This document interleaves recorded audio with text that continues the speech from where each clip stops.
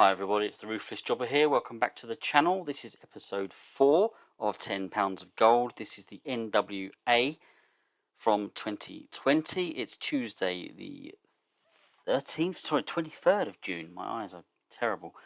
23rd of June. This is the last episode of Power before our pay-per-view When Our Shadows Fall. I'm not particularly keen on most of the names of our pay-per-views. I'm probably going to look to change a few. I'll kind of stick with them at the moment. But what we've got here, the opening segment is David Marquez. He announces matches, a couple of matches for that pay-per-view. Nick Aldis will defend the world title against Eli Drake. And Aaron Stevens will defend his national title against Marty Scurll and Eddie Kingston in a triple threat match.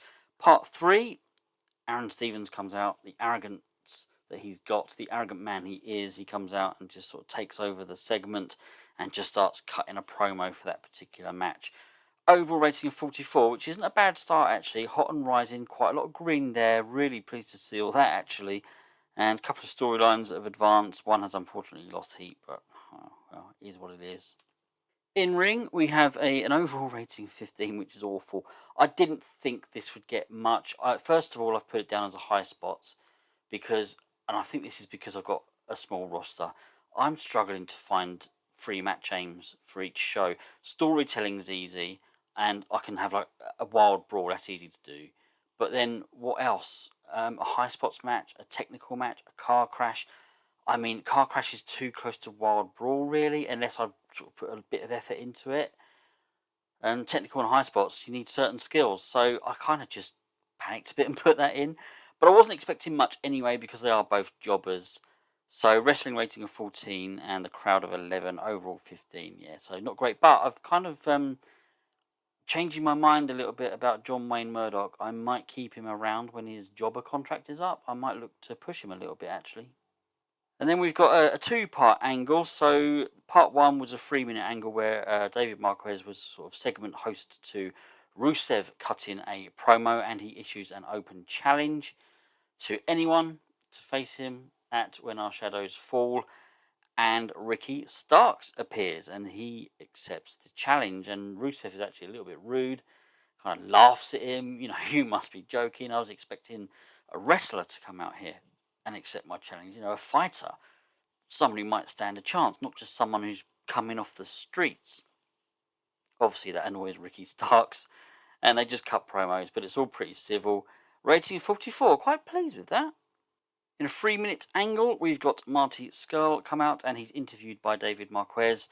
Just a sort of pre-match interview, really, but he concentrates on just sort of cutting a promo on Aaron Stevens. 52, pleased with that one. This is, by the way, it's a pre-match promo because he does have a match coming up after this. But yeah, 52, pleased with that one. If we can, and the storyline's gained heat, if we can keep these numbers up, it should be a good show. Wow, 70 for the match. I did not expect this. I mean, Marty Scurll's a major star. Michael Elgin's a star, but I still wasn't expecting that. I mean, the wrestling rating was 64, 45 for the crowd, but 70 overall. That is absolutely fantastic. Marty Scurll got the win in 15 minutes 7 seconds by pinfall with a graduation. So yeah, I mean, this really was just a throwaway match. I wanted to give Scurll a match, and the opponent Michael Elgin just kind of fit the bill. Very hot the crowd are now, but yeah, I'm very pleased with that one.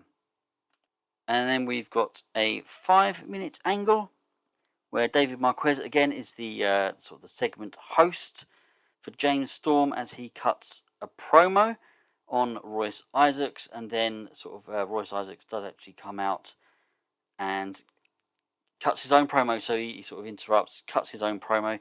This storyline's gained heat as well. This is all looking pretty good, guys. I'm very pleased with this, and I'm still forgetting to change the whole scripting thing because I wouldn't have had them improvise, but James Storm worked well and it didn't appear as though well, David Marquez performed poorly, but it doesn't say that was related to whether he was reading off a script or not. But no, 54, very pleased with that. And a 44 rated match in some tag team action where we had Ricky Starks and Trevor Murdoch face the Wild Cards. We are struggling for tag teams, so I'm desperate to kind of fix that. And it does mean, of course, bringing more people in. I could create small tag teams with some of the guys we've got. I might look into doing some of that actually.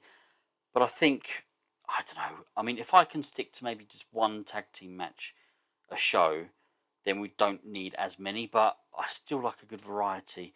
So I'm going to have to look at bringing some people in. But we had a decent reaction from the crowd, but subpar wrestling. Ricky Starks and Trevor Murdoch defeated the Wildcards in 10 minutes, 10 seconds when Ricky Starks pinned Royce Isaacs with the Buster Keaton. So this was our storytelling match as well. 39 for the wrestling, 29 for the crowd, but 44 overall. Again, I'm pleased with this. Very pleased with how things are turning out here. Zicky Dice has it's a promo basically where he's issuing an open challenge for his TV title, and he actually sees Trevor Murdoch as a good opponent, and Trevor Murdoch just sort of comes out and he just stands at the ramp, really, or it's not even a ramp, is it? We're inside the studio, but just stands at the entrance, doesn't say a word, but Zicky Dice just, yeah, Trevor, I think I think I can beat you, I think I can defend my title successfully against you. So, yeah, Trevor Murdoch basically just stands there. I'll put him down as a non-speaking appearance.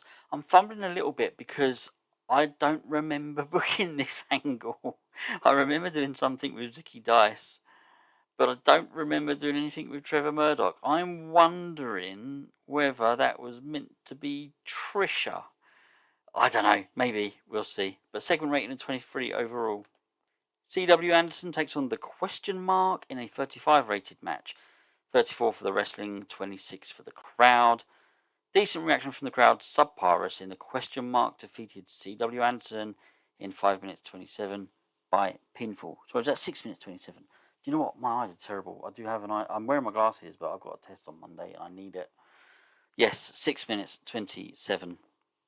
So this was just designed really to get the question mark over, something that we are still looking at doing. This was the Trish angle. So no, I obviously did something with Trevor Murdoch. I knew I only had Trish in one angle, but this is obviously it. So Trish, basically, she's just in the ring and she just says, "The professor, I've got the professor in my ear." Yet he's confirming that at When Our Shadows Fall, we will have James Storm take on Royce Isaacs. So that's another match we've got ready for our pay-per-view. And yeah, rating of 57 here. So yeah, things are looking really good actually. So obviously the storyline's gaining heat. Yeah, I'm very pleased with this show so far. And this is our main event, 58 rating.